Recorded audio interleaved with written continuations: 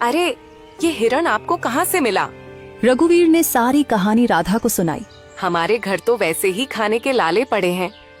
साधु महाराज को अगर देना ही होता तो धन देते। इस हिरण को क्यों पकड़वाया?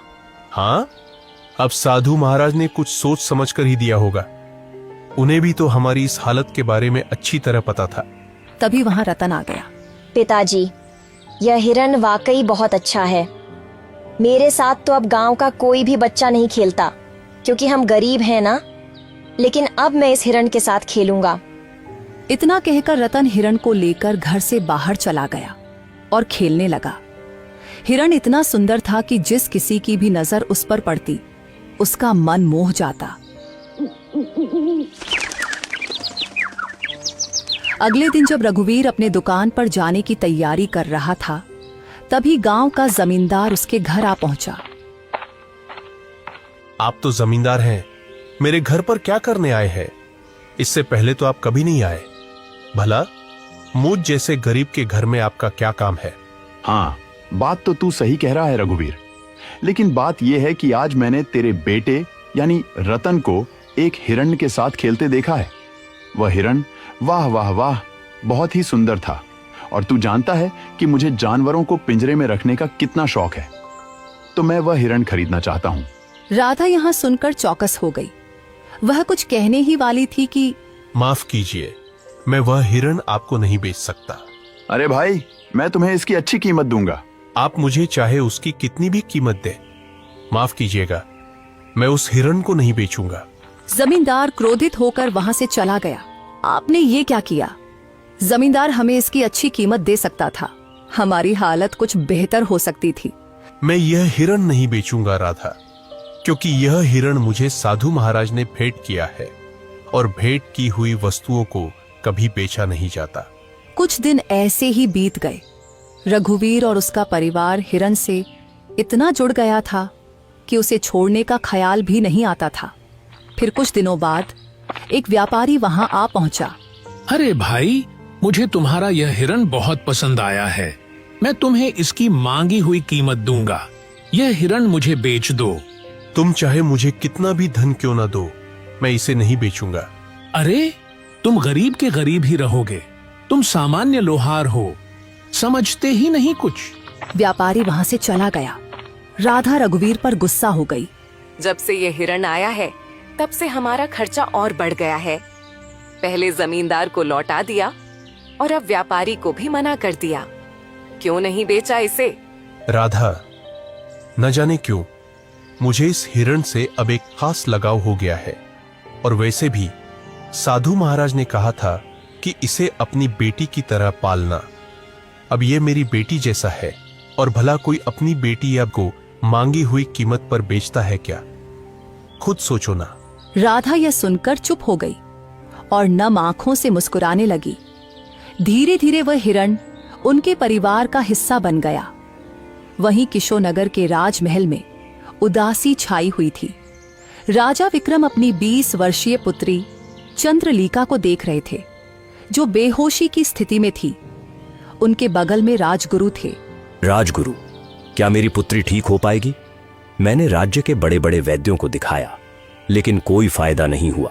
महाराज, आपकी पुत्री को एक विचित्र बीमारी है। इसका इलाज शंभू है, लेकिन वह अत्यंत दुर्लभ है। तो फिर जल्दी से बताइए ना गुरुजी, इलाज क्या है? ध्यान से सुनिए। एक मायावी हिरण का आंसू और एक गरीब मनुष्य का आंसू, जब ये दोनों एक साथ मिलेंगे तो वे एक दिव्य पुष्प में बदल जाएंगे। उस पुष्प को राजकुमारी के शरीर पर स्पर्श कराना होगा, तभी वे स्वस्थ हो पाएंगी। तो फिर बताइए, वह मायावी हिरण कहाँ मिलेगा? मैं उसे किसी भी कीमत पर ढूंढ लाऊंगा। और गरीब की बात तो कीजिए ही मत। हमारे राज्य में गरीबों की कोई कमी नहीं है। आपने पूरी बात सुनी नहीं महाराज। अगर किसी गरीब को जबरदस्ती रुलाया गया तो वह आंसू व्यर्थ होगा। दोनों को अपने आप दिल से रोना होगा, तभी वह पुष्प प्रकट होगा। तो फिर क्या? तुम्हें पता है राजगुरु की वह हिरण इस समय किसके पास है? हाँ महाराज, मैंने साधना के दौरान यह देखा है। वह मायावी हिरण हरियापुर गांव के एक लोहार के पास है। राजा विक्रम अपने मंत्री जगन्नाथ और 2 सिपाहियों के साथ हरियापुर की ओर रवाना हुए। कुछ ही देर में वे हरियापुर पहुंचे। वहां गांव का मुखिया दौड़ता हुआ आया। हमारे तो भाग्य ही खुल गए, राजा विक्रम पधारे हैं। मुझे तुम्हारी बातें सुनने में कोई दिलचस्पी नहीं है। बस इतना बताओ, क्या इस गांव में कोई लोहार रहता है जिसके पास एक हिरण है? हाँ महाराज, रघुवीर लोहार है। पूरे गांव को पता है कि उसके पास एक हिरण है, और वह हिरण किसी को देता भी नहीं है क्योंकि वह अत्यंत सुंदर है। मुखिया राजा विक्रम को लेकर रघुवीर के घर की ओर चल पड़ा। मंत्री, 2 सिपाही और स्वयं राजा को देखकर रघुवीर चौंक गया। क्यों? क्या तुम्हारे पास कोई हिरण है? और क्या वह मायावी भी है? प्रणाम महाराज, प्रणाम। हाँ महाराज, मेरे पास एक हिरण है, लेकिन मुझे नहीं पता कि वह मायावी है या साधारण। मेरे लिए तो वह मेरे बेटे जैसा है। वह हिरण तुम्हें कहां से मिला? एक साधु महाराज ने मुझे यह हिरण भेंट किया था महाराज। समझ गया। उस साधु ने तुम्हें एक मायावी हिरण दिया है। चलो, मैं उसे खरीदना चाहता हूं। क्षमा कीजिए महाराज, मैं इसे बेचना नहीं चाहता और बेच भी नहीं सकता। महाराज, यह इतना ही मूर्ख है कि जमींदार ने भी इसे खरीदने की कोशिश की, मगर उसने नहीं बेचा। हमारे गांव का सबसे बड़ा व्यापारी महंगी कीमत देने आया, लेकिन फिर भी वह नहीं बिका, और अब उसने आपको भी मना कर दिया है। उसकी हिम्मत तो देखिए। देखो लोहार, मुझे उस हिरण की बहुत जरूरत है। मैं तुम्हें उसकी महंगी कीमत दूंगा, समझ रहे हो ना? महाराज, मैं नहीं दूंगा, क्षमा कीजिए। मैं तुम्हें आधा राज सूप दूंगा, बस मुझे वह हिरण दे दो। नहीं महाराज, अगर आप मुझे पूरा राज भी दे दे तब भी मैं उसे आपको नहीं दूंगा, क्षमा करें। सिपाहियों, इस लोहार को बंदी बना दो और उस हिरण को पकड़कर महल में ले आओ। चलो। सिपाहियों ने रघुवीर और हिरण दोनों को पकड़कर महाराज के सामने पेश किया। कैसा लग रहा है अब मूर्ख? मैं तुम्हें आधा राज्य देने को तैयार था और तुमने इनकार कर दिया। अब मैं तुम्हें उस हिरण को बिल्कुल नहीं दूंगा। आखिरी बार देख ले इसे, मूर्ख कहीं के। महाराज, मैं जानता हूं कि आप जो निर्णय लेते हैं उस पर अडिग रहते हैं। बस आपसे मेरी एक विनती है, मैं अपने इस हिरण को एक बार गले लगाना चाहता हूं। मैंने इसे अपने बेटे जैसा चाहा है। जा, तुम्हें इतनी मोहब्बत है तो जा गले लगा ले इसे। रघुवीर ने दौड़कर उस हिरण को गले लगा लिया। दोनों की आंखों से आंसू बहने लगे, और जैसे ही वे आंसू धरती पर गिरे, वहां एक नीला फूल खिल गया। महाराज, यही वह फूल है जो आपकी पुत्री को ठीक कर सकता है। राजा विक्रम दौड़कर फूल लेकर अपनी पुत्री के कमरे में गए। फूल जैसे ही पुत्री के शरीर को छुआ, वह होश में आ गई। राजा विक्रम खुशी से राज दरबार वापस आ गए। मुझे माफ कर दो रघुवीर, मैंने अपनी पुत्री के प्यार में अंधा होकर तुम्हारे साथ अन्याय किया। तुम्हारे आंसू सच्चे थे। अब मैं समझ गया कि तुम कितना सत्य बोल रहे थे। तभी वहां साधु महाराज प्रकट हो गए। महाराज, यह गरीब लोहार किस्मत का मारा है। उस हिरण को मैंने ही उसे भेंट किया था, और मैंने कहा था कि यह उसकी किस्मत बदलेगा।